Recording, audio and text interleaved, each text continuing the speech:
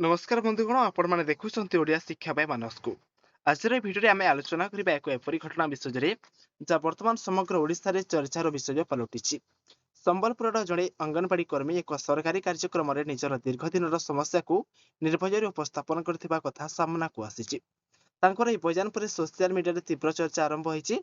ते प्रकृत से कौन कही कहीं कथा को नहीं आलोचना चली अंगनवाड़ी कर्मी दाबी कौन रही समस्त तथ्य को आज भिडियो माध्यम संपूर्ण भाव में जाना तेज संपूर्ण खबर जानापी भिडियोटी को प्रथम रू शेष जाए देखा चेष्टा करूँ और जदि आपण चैनल को प्रथम थर आपर्यंत चैनल को सब्सक्राइब करना तेज चैनल को एवं सब्सक्राइब करूँ और पाखे बेल बटन को दबाई ऑल सेट कर रखु जहाद्वारा आपण आगे नुआ नुआ लेटेस्ट अपडेट नोटिफिकेशन सर्वप्रथम आम चैनल माध्यम पाइपर। तेज बंधुगण चलते अध्ययन करी कौन रही खबर तापर नजर पकईबा।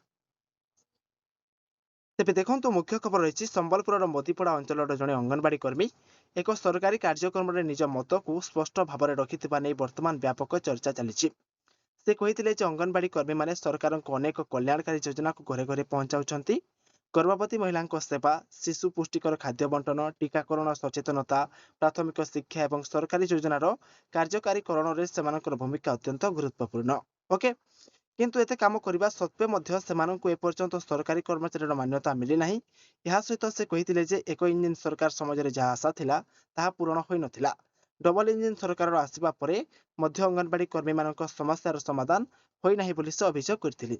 ओके तेज देखो आगे कौन रही से आहरी कहते पूर्वर अंगनवाड़ी कर्मी पारिश्रमिक 2000 टंका बढ़ा घोषणा करा किंतु से वृद्धि एपर्यंत नहीं। से व्यंगात्मक भाव कहते हुए तो परवर्ती निर्वाचन पूर्व घोषणा पुणी थर कहवा अनुसार प्राय 50 वर्ष धरी अंगनवाड़ी व्यवस्था चलुले कर्मचारी स्थिति में बड़ कौन परिवर्तन आसी ना। से नियमित भाव सरकारी योजना कार्यकारी करुवा बेले सरकारी कर्मचारी भाव स्वीकृति पाई ना। यापर कार्यक्रम उपमुख्यमंत्री नेत्री भली कथा कहतु ना चर्चा होती। तेबे से अंगनवाड़ी कर्मीटी जिते कहते से समय उपमुख्यमंत्री प्रभाती परिड़ा कहते नेत्री भली कथा कहतु ना चर्चा रही। यह जवाब से कहते से कौन राजनैतिक बयान देना बर अंगनवाड़ी कर्मी वास्तव समस्या को सरकार सामने उपस्थापन कर ठीक भाव में बुझीपार।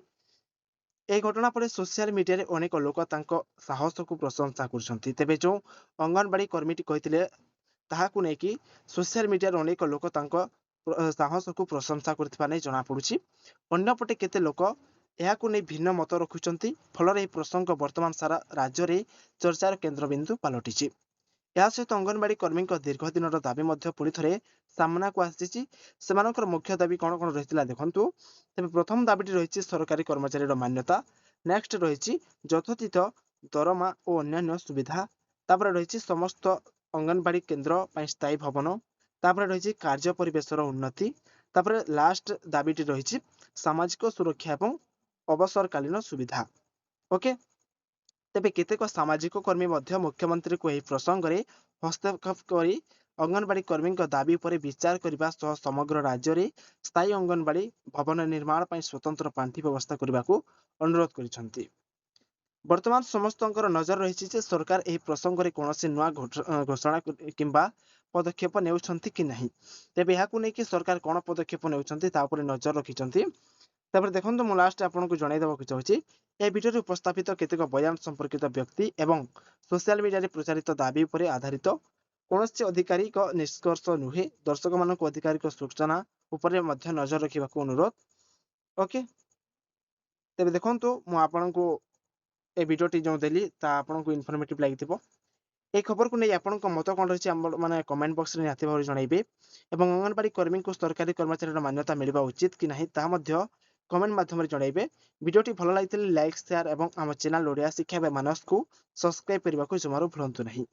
तेज देखा आउ नुआ भिडियो। धन्यवाद। जय जगन्नाथ।